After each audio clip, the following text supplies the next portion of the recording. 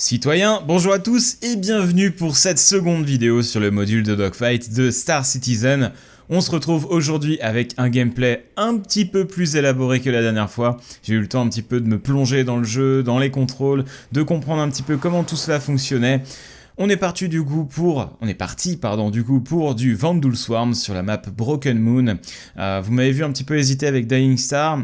J'aurais bien voulu vous montrer Dying Star sur cette seconde vidéo, mais le problème de Dying Star, c'est que c'est une map qui est certes fort jolie, du fait que c'est une étoile mourante, donc la planète en fond est très très belle, mais elle est extrêmement sombre.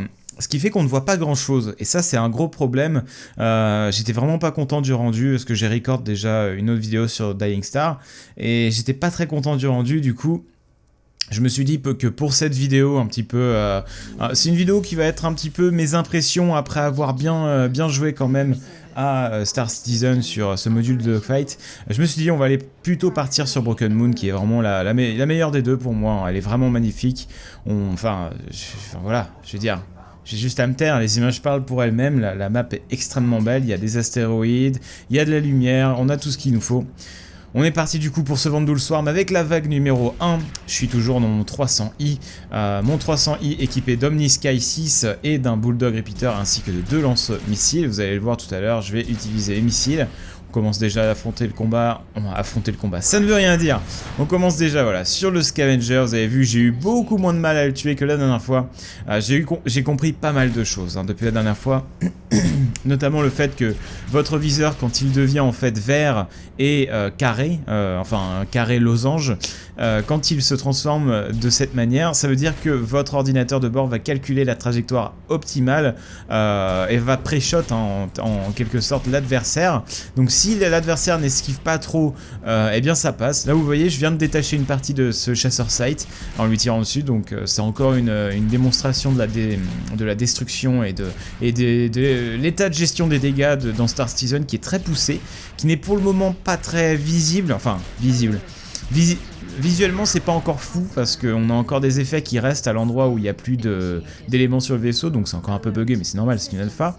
Mais sinon c'est vraiment bien fait, au niveau de la gestion des dégâts c'est vraiment sympa. Alors là vous me voyez utiliser un petit peu le mode decoupled histoire de pouvoir garder le nez de mon appareil vers le Vanduul Scavenger, et vous voyez le missile là qui est parti et qui va peut-être bien le toucher. Ah oui, bim, c'est un hit confirm. Donc vous m'avez vu utiliser le mode decouple pour déplacer mon vaisseau de manière latérale en fait, afin d'esquiver ce panneau que vous voyez sur la gauche et de pouvoir toujours avoir un visuel en fait sur mon adversaire. C'est vraiment un mode qui est génial, le mode decouple, ça vous permet de déplacer votre vaisseau comme un speeder, comme dans un speeder dans Star Wars par exemple. Donc c'est vraiment sympa, ça vous permet de faire des manœuvres très inattendues, d'avoir une vraie fluidité dans vos dogfights. C'est vraiment cool. C'est vraiment cool comme mode, c'est un des rares dogfighters qui a ce mode là et je suis ravi qu'il l'ait intégré. Allez, on va engager la deuxième vague, je crois que c'est la deuxième vague ici, contre ce petit Scavenger, un petit peu de mal à le toucher pour le moment. Donc vous voyez, l'ordinateur de bord calcule la trajectoire de vos tirs, mais ne fait pas non plus des miracles, ce n'est pas un M-bot complètement cheaté. Si l'adversaire est en train de faire un mouvement un peu erratique, un mouvement un petit peu imprévisible, eh bien votre ordinateur de vol ne peut pas le deviner et il ne pourra pas vraiment l'avoir. Allez, le missile qui part là-dessus et peut-être bim, voilà, ça c'était propre. Joli effet de lumière, un bon son d'explosion derrière. Ouh là par contre je suis près du rayon de la terraforeuse là, je sais pas comment ça s'appelle, ces espèces de machines qui font des piliers de feu vers la terre. Mais en tout cas on meurt quand on passe dedans, sachez-le. Et c'est instantané, c'est pas juste un petit bong, non, vous cramez directement. Votre vaisseau a l'air intact quand il ressort du rayon, mais vous, à l'intérieur, vous êtes cramé, croyez-moi. Allez, on poursuit avec l'engagement de ce nouveau Vanduul Scavenger. La vague numéro 3, vous le verrez, il y a un boss, le Little King, le Vanduul Prime, le Elite Vanduul Prime, je crois, les Little King, qui est un petit boss pas trop difficile à tuer, il a à peine plus de vie qu'un Scavenger, c'est pas folichon, mais bon, il y a des boss qui sont plus ou moins difficiles. Vous verrez jusqu'à quelle vague je vais dans cette vidéo qui risque d'être longue d'ailleurs. Je vais pas la commenter entièrement, je vais laisser le gameplay après avoir fait cette petite introduction introduction pour vous parler de mon expérience de jeu. Je vais laisser uniquement le gameplay pour que vous puissiez apprécier le jeu tel qu'il est, sans mon commentaire et sans ma voix énervante. Du coup, alors oui, concernant donc la conduite, j'ai appris beaucoup de choses. J'ai vu qu'on pouvait désactiver la Gravity Safety, enfin la G-Safe, c'est écrit comme ça sur le cockpit. La G-Safe en fait qui vous empêche d'avoir les blackouts et les redouts. Donc il faut faire CTRL Caps Lock pour l'enlever. Et il faut faire Caps Lock pour mettre le mode Decoupled dont je vous parlais. Donc c'est comme ça que ça fonctionne. Donc avec CTRL Caps Lock, ça vous permettra de faire des manœuvres plus nerveuses, de faire des mouvements plus violents avec votre avion, mais le truc c'est que vous aurez ces blackouts et ces redouts, parce qu'il y a aussi les redouts. J'ai pas eu un redout intégral encore, j'ai eu que un petit bout de redout où l'écran devenait un peu rouge, mais sinon ces deux features sont là et sont gênantes. Je sais plus si c'est dans cette vidéo ou pas, mais je crois qu'à un moment j'ai un blackout intégral où je ne vois absolument plus rien. C'est terrible, c'est terrible. On ne voit vraiment plus rien quand on a un blackout complet, et je peux vous dire que quand vous êtes dans un champ d'astéroïdes, eh bien vous ne voulez pas ça. Vous ne voulez clairement pas ça. Alors le meilleur moyen pour faire passer un blackout, eh bien c'est de ralentir tout simplement, hein. C'est de baisser les gaz, de baisser les manettes de gaz. Vous voyez cette magnifique épave de sight là qui vole comme ça, c'est vraiment joli, hein. Les débris comme ça qui flottent dans l'espace et qui s'en vont, ça rend très très bien là-dessus. Mais oui, donc pour enlever un blackout, faut simplement ralentir, hein, et mettre votre vaisseau un peu en stationnaire ou arrêter de bouger dans tous les sens et ça passera. Tiens, vous avez vu un petit coup de blackout là. J'ai fait un virage un peu violent avec mon 300i. D'ailleurs, alors... j'ai eu l'occasion de tester le Hornet, d'ailleurs je vous ferai une vidéo avec le Hornet. Le Hornet, j'ai l'impression que c'est plus difficile de se choper du blackout qu'avec le 300i. Le 300i est peut-être un petit peu plus brutal dans ses accélérations, étant donné qu'il a il a deux réacteurs TR4 ou TR3, je ne sais plus, mais ça lui donne une... Non, il en a un, qu'est-ce que je raconte? Il a un réacteur TR4 ou TR5. Ah, vous voyez le redout là, je vous en parlais. Mais le 300i, ouais, j'ai eu plus souvent de blackout qu'avec le Hornet, donc c'était assez... je sais pas trop pourquoi, enfin bon. Mais de ce côté-là, en tout cas, ça y est. Ensuite, alors pour les missiles, j'ai appris comment les envoyer juste après avoir fait la vidéo. J'ai vu tous vos commentaires sympas me disant les commandes du jeu, mais en fait quand je les ai lus, je connaissais déjà les commandes, mais en tout cas c'est gentil quand même d'avoir pensé à moi. Mais les missiles, donc c'est tout simplement clic molette pour verrouiller votre cible et clic molette pour tirer en fait une fois que la cible est verrouillée. Vous ne pouvez pas verrouiller une cible à plus de 1500 mètres de vous, donc là-dessus il faut faire attention, il faut avoir la portée. C'est 1,5 km de portée les missiles pour le lock. Vous avez aussi les flares, les contre-mesures, on va appeler ça comme ça. Vous avez les leurres thermiques et les leurres de type chaff. Alors il me semble que les leurres thermiques servent en fait contre les missiles à reconnaissance thermique, donc tout simplement les missiles qui identifient les sources de chaleur et les poursuivent.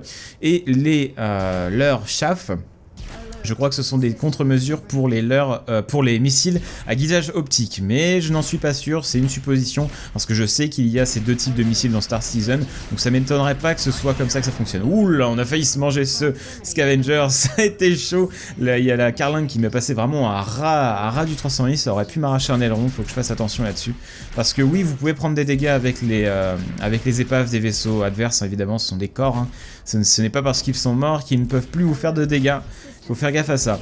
D'ailleurs, alors, petite anecdote sympa, c'est que en jouant le Hornet, d'ailleurs c'était... Alors, vous l'avez peut-être vu si vous suivez un peu jeuxvideo.com, mais j'ai fait un gaming live sur Star Citizen avec l'ami Panta sur jeuxvideo.com qui est accessible, vous pouvez aller le voir. D'ailleurs, je vais mettre le lien dans la description si vous avez envie de me voir un peu jouer le Hornet et présenter tout cela un peu en direct sur le plateau de jeuxvideo.com. C'était sympa. On a fait une vidéo de 30 minutes, à peu près 34 minutes je crois, et où on présente à peu près le jeu, donc c'est certainement des choses que vous connaissez déjà si vous suivez ma chaîne, mais bon, si vous voulez voir un peu plus de gameplay sur du Hornet, d'autant plus que leur config est encore meilleure que la mienne, du coup ça rame pas du tout, donc c'est plutôt agréable. Et donc oui, pendant ce live, on a eu un moment, tout à la fin, on a le Hornet qui a été complètement détruit. En fait, il n'y avait plus que le cockpit. Il n'y avait plus que le cockpit du Hornet. C'était génial parce que du coup, on voyait un cockpit qui flottait avec le pilote dedans. Moi, on était intact dans le vaisseau, mais on n'avait plus rien. On n'avait plus d'aile, plus d'arrière, on n'avait plus rien du tout. Donc c'était assez marrant. C'était plutôt plutôt assez sympathique comme petite situation. Et évidemment, le jeu vous a laissé vous éjecter après. Donc, oh là, petit bug de texture, on dirait sur la planète en dessous. Allez, encore un scavenger de récupérer. Là par contre on a encore un scavenger, on va l'identifier et commencer à lui avoiner la tronche. Alors là vous voyez le petit carré rouge, c'est un lock. Avec G en fait vous pouvez verrouiller des cibles pour garder un œil dessus en fait. C'est à dire que vous pouvez avoir 2 locks en simultané, j'ai l'impression. Ce qui est plutôt une bonne chose, c'est vraiment un bon système. Vous pouvez vraiment garder une cible, vous gardez à l'œil une cible avec ce lock ce lock fixe qui est activable avec G, et avec R et T vous faites, alors R c'est pour cibler la cible la plus proche de vous, et T c'est pour faire circuler les cibles une par une. Donc R c'est très souvent le choix le plus judicieux, sauf si vous voulez target le boss de la vague. En fait vous faites T jusqu'à trouver le nom du boss qui s'affichera en haut à droite de votre écran. Alors ensuite niveau de l'interface, sur le 300i on ne voit pas le compteur de l'heure, donc ça c'est un petit problème je trouve, parce qu'on ne voit pas combien de l'heure il nous reste. On ne voit pas aussi la quantité de Afterburner qui est disponible. Alors Afterburner c'est le boost que vous activez avec Mage, ça vous permet de gagner en vitesse et d'avoir des belles accélérations. On voit pas en fait cet Afterburner vraiment clairement où il est, alors que dans le Hornet c'est le cas. Dans le Hornet, on voit très clairement l'Afterburner qui est en fait dans le cockpit intégré. On sent que le cockpit de Hornet a été bien plus bossé. Le 300i a été intégré vraiment il y a peu dans Star Citizen, bon, donc je comprends qu'il n'y ait pas encore tout d'intégrer dans le 300i. Le Aurora, je ne sais pas, je ne l'ai pas encore testé. Apparemment, il est tout pourri. D'après mes potes qui l'avaient, ils m'ont dit, punaise, j'arrive à abattre personne, c'est terrible. Parce qu'a priori, le Aurora est juste, enfin il a un Bulldog Repeater CF007 comme sur le 300i que vous voyez ici, mais je sais pas s'il a que ça, ce serait quand même dommage qu'il ait que ça, j'espère qu'il a au moins des missiles, mais en tout cas apparemment c'est galère avec le Aurora, mais je vous ferai une vidéo sur le Aurora très bientôt, donc vous inquiétez pas là-dessus. Allez hop, un petit kill, un Hunter. Donc Vandal Hunter c'est le deuxième niveau de Trash Mob en gros, hein. Les plus pourris c'est les Scavengers, ensuite vous avez les Hunter et ensuite vous avez les Alpha évidemment. Et donc ce sont, voilà, c'est un petit peu le niveau, le niveau un peu d'évolution de la difficulté de ce mode. Alors là attention, on a un boss, The Priest. Donc The Priest qui est un boss, il faut faire gaffe parce qu'il y a quand même beaucoup de sites autour de lui. Donc là je vais engager le combat, je crois que je vais prendre assez cher dès le début de cet affrontement, ça va être assez chaud. Mais vous voyez les dégâts qui s'affichent là près du globe de minimap. J'arrive à faire des gros dégâts quand même. Voilà, 928 là de dégâts, bim, on défonce ce Scavenger limite en 2 tirs. C'est vraiment violent, hein, les Omni Sky 6 font des très gros dégâts si vous arrivez à bien viser. C'est un peu les snipers de l'espace quoi. Si on devait comparer le Hornet et le 300i, le 300i est vraiment sympa parce qu'il permet de tirer sur des cibles de très loin avec ce Omni Sky 6. Ouh, je viens d'esquiver 2 missiles, j'ai l'impression là, c'était assez joli. 2 missiles ou alors... Ouh, par contre j'ai perdu mon moteur. Ah, vous allez le voir là. J'en parlais là, les dégâts, voilà, j'ai plus mon propulseur principal, du coup là c'est compliqué, je pense que je vais devoir m'éjecter parce que j'ai pas vraiment d'autre choix, je vais devoir m'éjecter. Alors heureusement en mode Vandal Swarm vous avez plusieurs vies, donc je vais pouvoir revenir dans un nouveau 300i, je sais pas exactement combien de vies on a, oula, il y a un petit bug là. Ah oui, là j'arrivais pas à m'éjecter, il y a un gros bug, un petit raid out en plus tellement c'est violent. J'ai rebondi contre un astéroïde, c'est n'importe quoi. Et hop, j'ai disparu. Je viens de traverser la map. Donc il y a encore des bugs qui sont assez marrants. Là-dessus, c'est assez rigolo à voir ce genre de petits bugs. Surtout que bon, c'est pas un bug qui fait cracher, d'autant plus que là j'étais mort, donc c'était pas trop gênant. Mais j'ai eu des petits trucs assez croustillants des fois, genre vous prenez un astéroïde et vous partez en vrille comme pas possible. Ça m'est arrivé une fois, c'était assez marrant. Mais bon, il y a des bugs dans cette alpha, mais... Sérieusement, j'ai déjà vu des bêtas sur des jeux qui étaient pires. J'ai déjà vu des bêtas beaucoup plus buggées. Même des versions sorties. Même BF4 est plus buggé que Star Citizen à l'heure actuelle. C'est vous dire. Oh, franchement... Non, j'exagère un petit peu peut-être, mais c'est pas loin. Très franchement, BF4 est pas loin d'être aussi stable que Star Citizen, quoi. Enfin en tout cas sur mon PC, hein. Je sais que certains ont des problèmes avec le dogfight de Star Citizen, mais sur mon PC il est très fluide, donc là-dessus, il est très fluide, il crache pas souvent. Moi je suis très content, hein.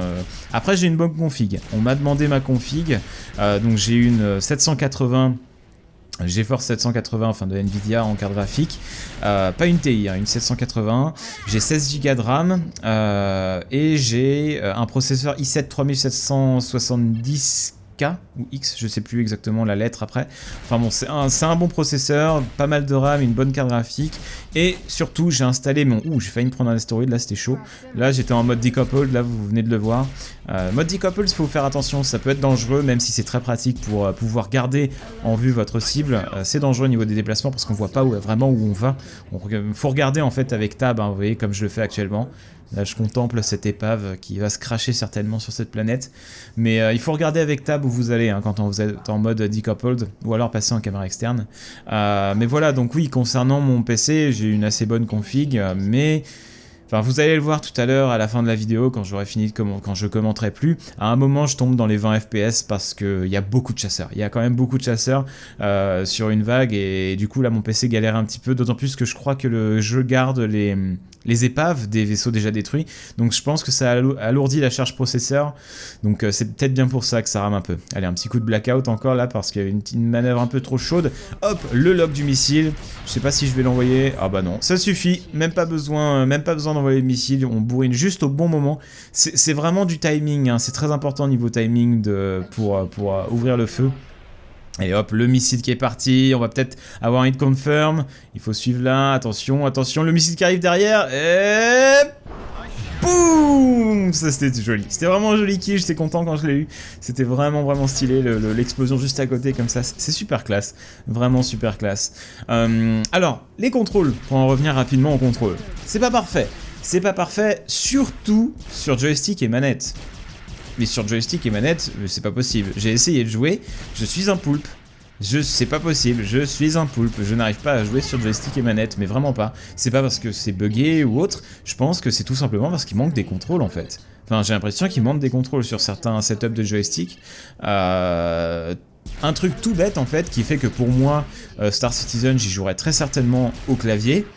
Bah c'est que on peut pas bouger le viseur comme on le souhaite quoi. Là le fait de pouvoir viser à la souris en permanence quand vous êtes en dogfight, là vous le voyez parce que mon petit viseur vert je le contrôle avec la souris hein, en permanence. C'est très pratique, c'est très pratique et ça ne l'est pas en même temps parce qu'en fait là vous le voyez, étant donné que l'ennemi passe très souvent à côté de moi, je suis obligé d'orienter la souris pour orienter mon vaisseau en fait. Mon vaisseau je le conduis aussi avec la souris, donc je vise et en même temps j'oriente, je mets des petits coups de souris sur les côtés pour orienter l'orientation du vaisseau.